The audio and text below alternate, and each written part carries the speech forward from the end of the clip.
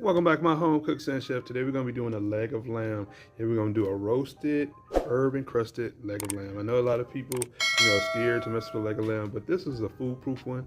This is about a 3-pound leg of lamb, boneless.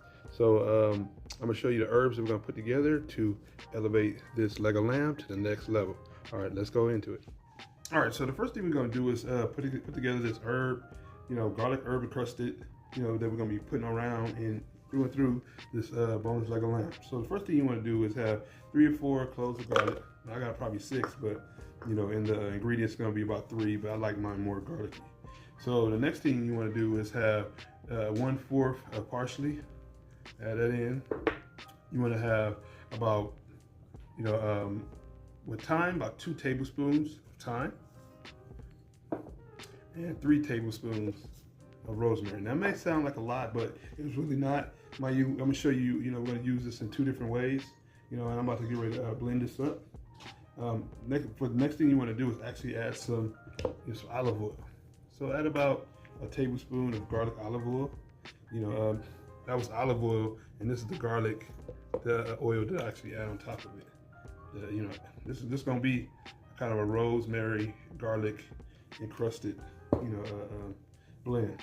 And last but not least, what we're gonna do is I'm gonna show you what I'm gonna do. I'm gonna show where the crust is gonna come into play. But I'm gonna be adding in some crispy shiitake mushrooms. Now you can get this from Costco's, as well as that's where I got the boneless leg of lamb.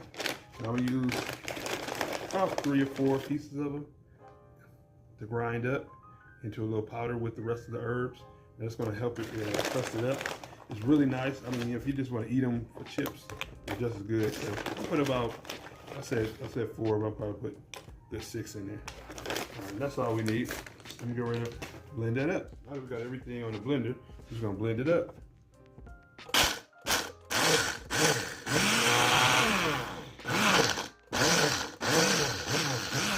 All right, so normally when you get the bone cut out, they put it in a bag like this to keep it together. What I'm gonna do is I'm gonna take it out, actually, and but I'm gonna use this. Now you can get some butcher's twine or whatever like that, if it stays together. But I got some butcher's twine if it don't. But it's pretty good. Let's just take it out of the bag that it came in, because this is how we're gonna season it up, sear it and everything like that. So it looks like I'm gonna be using the bag. But yeah, that's all this little stretchy bag, or whatever. Let's open it up, check it out. It did pretty good. Now what I'm gonna do is cut it back, because I want to round it, and make sure all the herbs is in it. So that's how I do it. That's how I normally do it. So I just score it,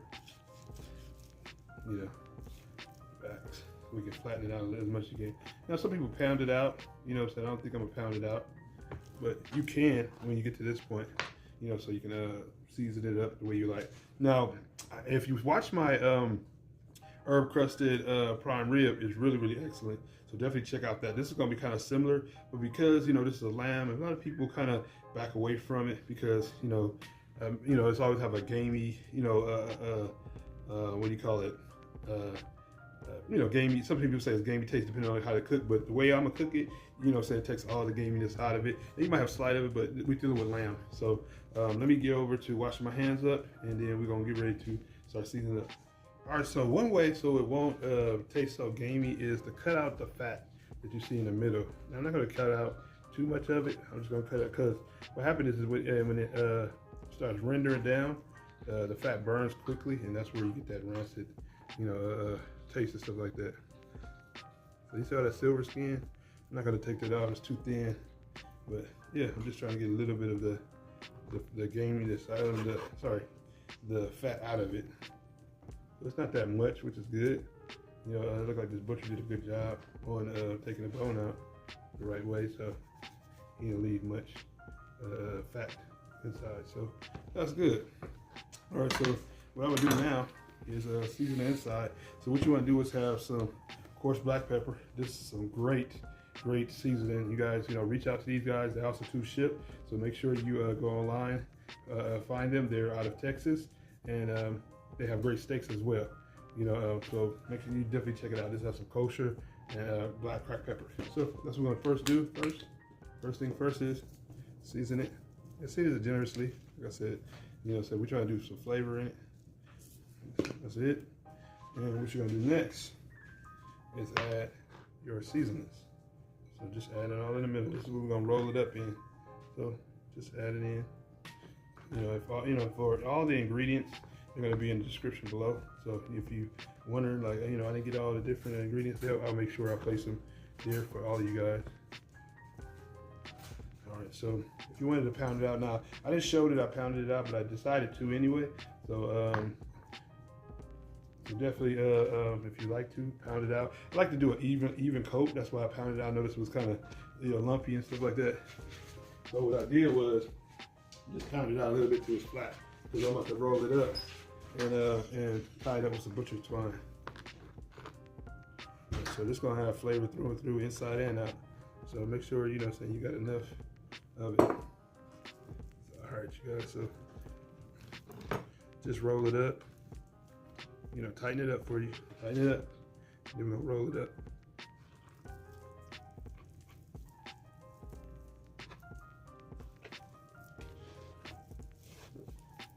Now, like I said, this is real forgiving. Put all the rest of your seasonings if you have them to the side, because we're not done with it. So we're gonna definitely coat it on the outside. So that was just the seasoning inside. So what I'm gonna do is I'm gonna set up to line this up with the butcher twine in just a second. All right, now that I got the butcher twine like I like, so I'm just gonna tie it up. Now I put, it might look like it's a lot, but you just double, like I said, double twist it. Tie it tight enough.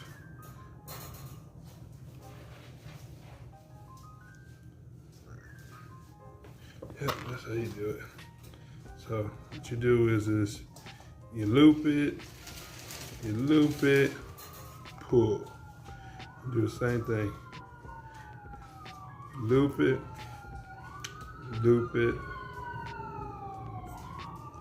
pull. All right, so it's so on and so forth. Now you can do this with prime rib. You can do this with, any kind of roast. Same kind of twine. Loop. Loop, pull. All right, so what I'm gonna do is I'm gonna add this garlic oil on it. It's gonna be the binder for the seasoning. Just make sure you just slather it all over.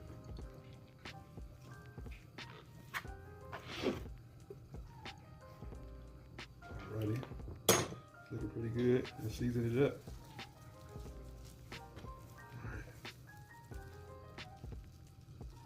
Alright. And now we're gonna go over to the oven, and we're gonna be searing it. Alright, first thing first, when you're searing it, make sure you add some more of the EVOO olive oil up in there. So that's the garlic olive oil I'm using. Now you can use any olive oil if you like. If you want to use vegetable oil, it's up to you. That's just what I'm gonna do. Like I said, I'm elevating the flavors on here, so we're building them. I'm gonna be searing it. So once your oil start getting smoky and stuff like that, all you gonna do is just add it in.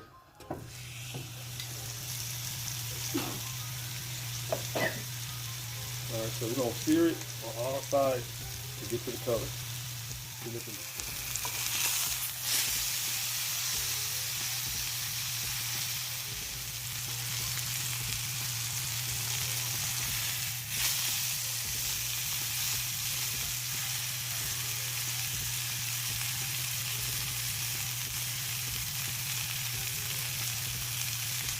All right, so now that you get it to the color that you like, we're gonna actually transport over to the rack we're gonna be roasting it on.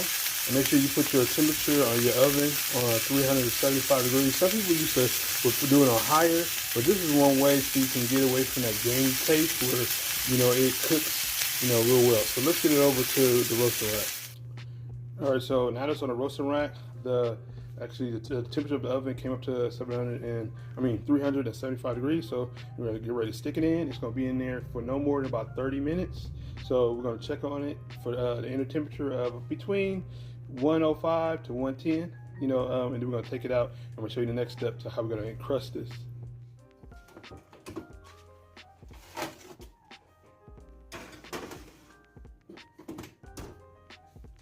All right, so I took it out, and the inner temperature right now says about 111. So it's just perfect. So now we're gonna actually put on the binder and the rest of the herbs. All right, so let's crust up this leg of lamb, guys. All right, so what we're gonna first do is add a little binder, which is gonna be some Dijon mustard. So just, you know, mop it on. All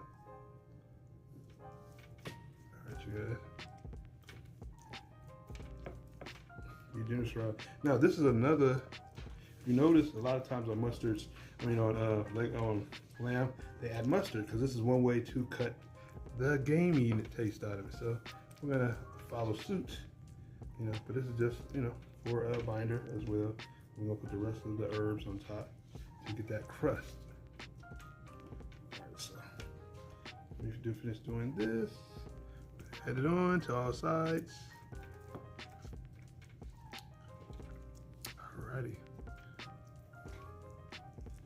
Now you don't have to, you know, it's up to you. You don't have to slather with a whole bunch, but just make sure it's kind of coated, you know, so everything can stick. Alright, so make sure you get the sides because, you know, that's still flavor too.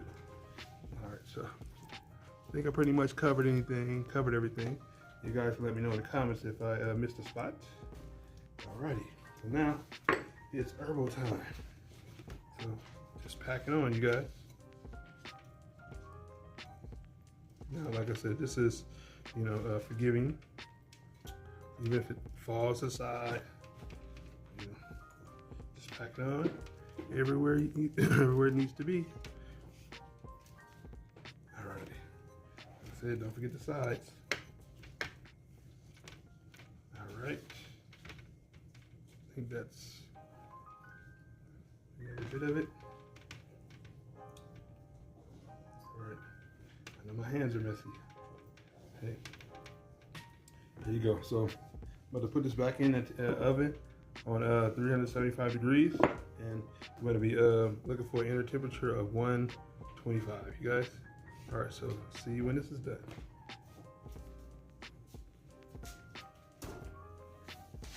All right. So cut the little twine off. Alrighty. So you make sure you don't serve that to your guests. Make sure you take all the twine off. Just, you know, just snip them all the way down.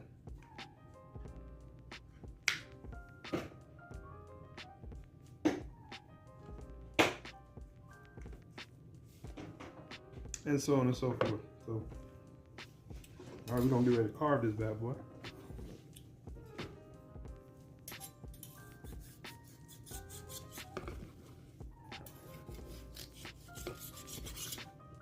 Alrighty. It's pretty good, you guys. Definitely gotta try it out. It's smelling this good. Cut a little piece of it.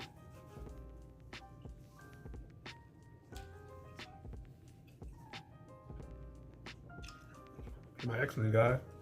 You don't taste the gaminess at all. What do you think? Came out nice little medium. Looks pretty good. The herbs doing through, flavor. Hope you guys enjoyed it. I know I did. Don't forget to come on back. You know, because I got more to come. If you want to try this out, it's really simple and easy. Don't forget to go over to Costco's, you know, to go ahead and get those little shiitake crisps that I added in here. Also, too, you can also get this boneless leg of lamb from Costco's as well. All right, you guys, I'm your Chef KC, and I'll see you guys in the next dish.